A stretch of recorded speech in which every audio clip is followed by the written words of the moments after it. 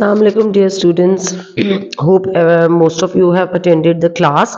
For those who have not attended the class because of network issue or some any other reason, I am here sending you the recording of today's lecture, what we had through in the online class. Today we had the lecture related to Persian civilization, and you people were actually assessed, and the description was given related to the Persian civilization. So the Persian people were basically nomadic. Nomadic means that they had no particular place where they were settled, and they were in a form of tribesmen. So they used to live in the form of tribes in the Central Asia, and eventually after they entered Western Asia and then settled in the north of Iran. First, that was the first settlement in the south of Iran which they made in their life, and then occupied most of the present day Iran. They carved out the greatest empire of the ancient world. Within 2 centuries, this empire ruled the world from Greece and Macedon to Bactria and Makran in the east, and Makran is now in present day Pakistan. Afterwards, their reign was further due to invasions extended to Punjab and Sindh of present day Pakistan. These areas also came under their rule, and the first vast empire of Persian civilization, it was actually founded, and the name of the empire was Achaemenid Empire. It was built by Cyrus I, who was also known as Cyrus the Great.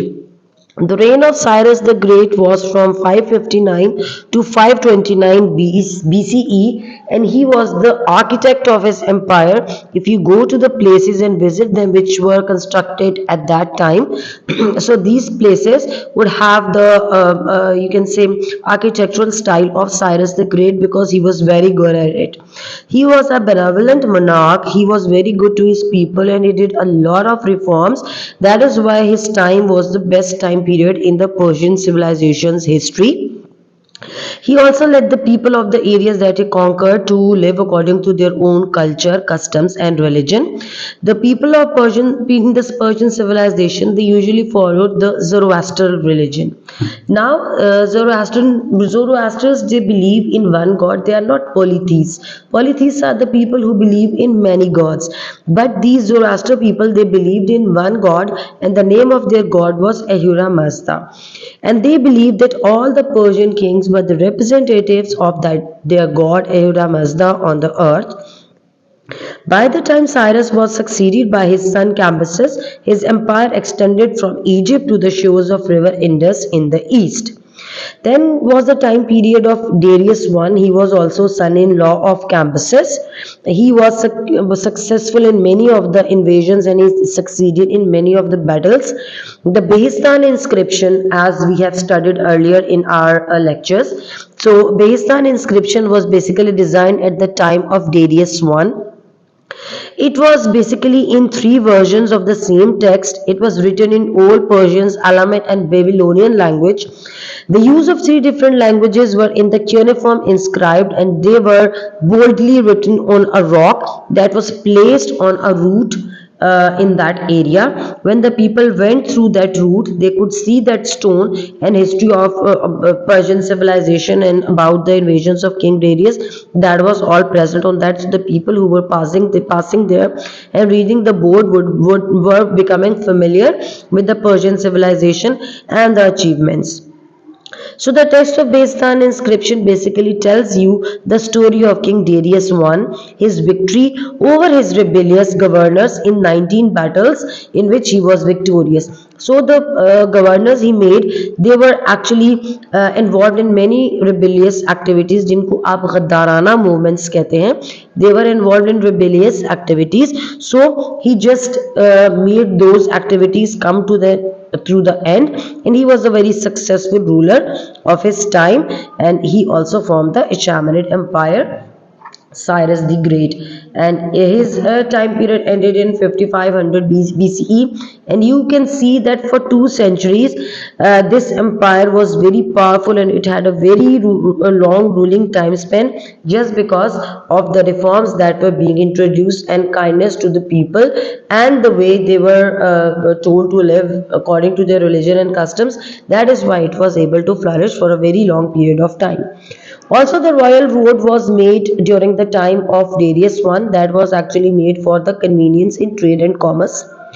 As you know, that economy of an empire or a country or a state, it all depends upon your trade and commerce. So the royal road was also built for the purpose of flourishing the trade and commerce between different areas. It had relay stations, also it had fresh horses, and in a very short time period you can have a full view, or you can easily move through all of that royal road. Then there was also Qanat system in the Persian civilization, and Qanat system basically consisted of canals and all carries and underground reservoirs of water. So this was an advanced system of carrying water. It was developed actually by the Persians. So canals they were built to bring water from higher places to the cities and villages, because you know the water is actually very important for every creature that is present on the earth, because as you know, the civilizations also flourished near the areas where there's water and fertile land, because they dependent on cultivation, and for their cultivation and domestic reasons they required water in abundance. So the water that was brought from higher places to cities and villages was split into small underground canals, and those underground canals were known as carets when they reached the city. So canals and carets, they were built underground in such a way so that first of all the water should not evaporate because of heat or any other reason, or it should not get contaminated. Contaminated means ganda ho jana, and the chemicals should not get mixed into it, because contaminated water is neither good for your cultivation nor it is good for your domestic purpose. So for that reason they used to protect water, so that further in the future if they want to use that water they can utilize it, so it should not get contaminated. So this is basically all about the Persian civilization that we discussed earlier. You can go through the lecture and you can have a clear view of the Persian civilization. Thank you.